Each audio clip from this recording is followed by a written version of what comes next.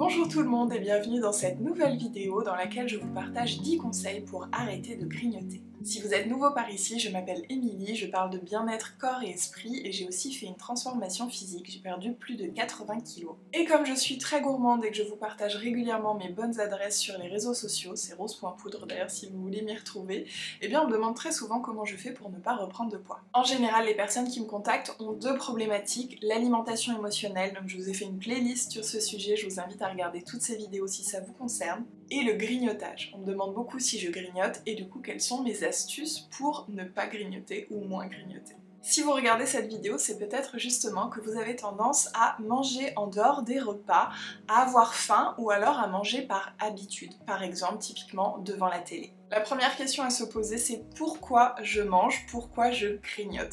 Est-ce que c'est émotionnel? Donc là, comme je le disais, je vous renvoie sur ma playlist de l'alimentation émotionnelle. Est-ce que je m'ennuie? Est-ce que je suis triste? Est-ce que je suis contrariée? Est-ce que je procrastine? Est-ce que je mange pour éviter de vivre mes émotions? Ensuite, évidemment, vous pouvez manger parce que vous avez faim, et oui, vous pouvez même grignoter parce que vous avez faim. Et puis le grignotage systématique, habituel, donc là c'est par exemple, on va au ciné, on prend du popcorn, on cherche pas si on en a envie ou si on a faim, mais c'est juste, voilà, c'est une petite habitude. C'est pas pour autant mauvais de grignoter tout court, on va revenir sur le sujet, mais si vous voulez réduire le grignotage, il faut déjà identifier de quel type de grignotage il s'agit. Si vous grignotez parce que vous avez faim, c'est sûrement que vous ne mangez pas assez sur la journée et sur vos repas. Donc peut-être qu'en termes de quantité, vous avez l'impression de manger assez. Par exemple, on peut manger un énorme bol de feuilles d'épinards, mais c'est pas pour autant qu'on va avoir assez d'apport et que ça va nous tenir jusqu'au prochain repas. Donc rééquilibrez vos assiettes avec assez de protéines, des féculents et une belle part de légumes. Souvent, on ne mange pas assez de légumes, donc n'hésitez pas à augmenter votre part de légumes.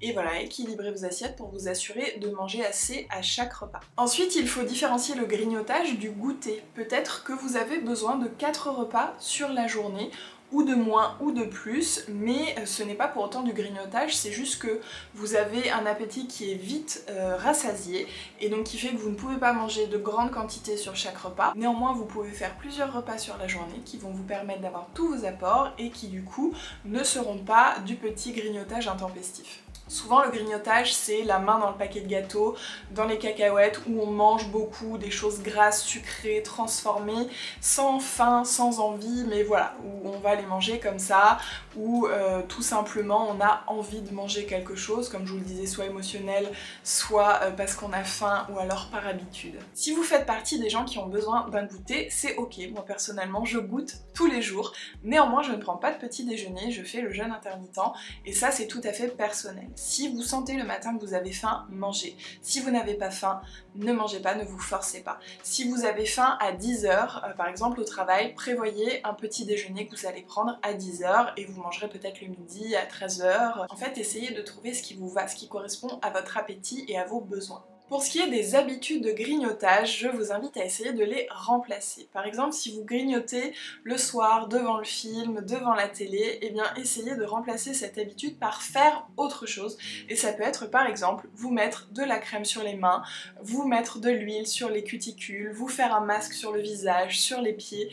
Essayez de remplacer par quelque chose qui n'est pas lié à de l'alimentation. Si vous grignotez du chocolat devant la télé, eh bien mangez 1 ou 2 carrés en dessert de votre dîner, vous aurez eu votre chocolat, mais vous enlevez cette habitude de grignotage qui vient après, là où peut-être en plus vous en mangez plus que 1 ou 2 carrés. Brossez-vous les dents après chaque repas. Normalement c'est une règle d'hygiène, mais se brosser les dents après chaque repas change vraiment la donne, puisqu'on a vraiment ce côté mentholé dans la bouche et on n'a plus envie de sucre vraiment, ou de chocolat, et en plus on se dit que si on grignote, il va falloir se relaver les dents, donc c'est quelque chose de tout bête, mais qui peut fonctionner. Si vous avez envie et besoin de petits snacks, de goûter, vous pouvez aussi aller vers du salé. Pourquoi?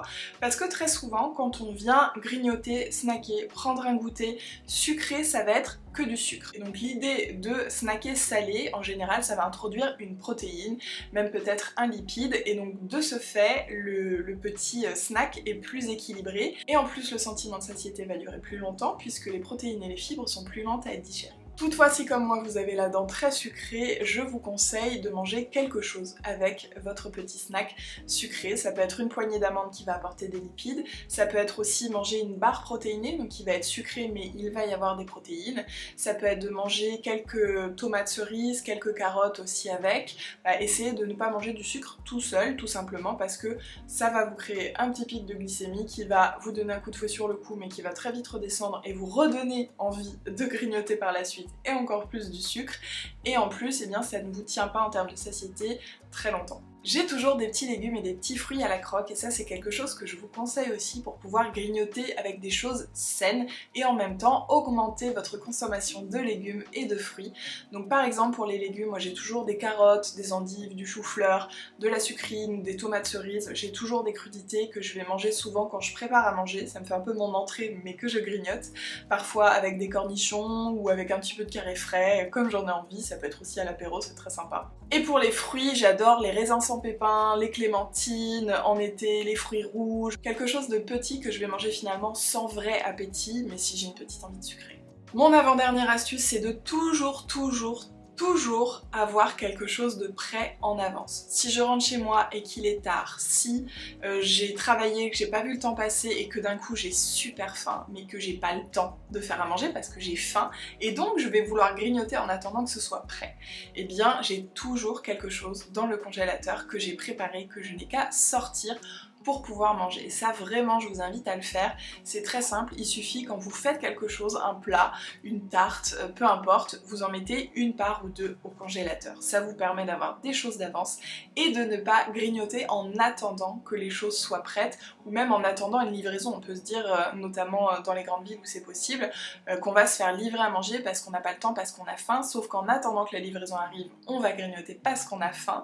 Donc quand on a faim, on mange. Et pour s'assurer que ce soit le cas, eh bien faire d'avance, vraiment pour moi c'est une super solution. Et mon dernier conseil, c'est de prendre plaisir à chaque repas. C'est important que gustativement parlant, que dans l'assiette, devant vos yeux, que les odeurs, que ça vous donne envie.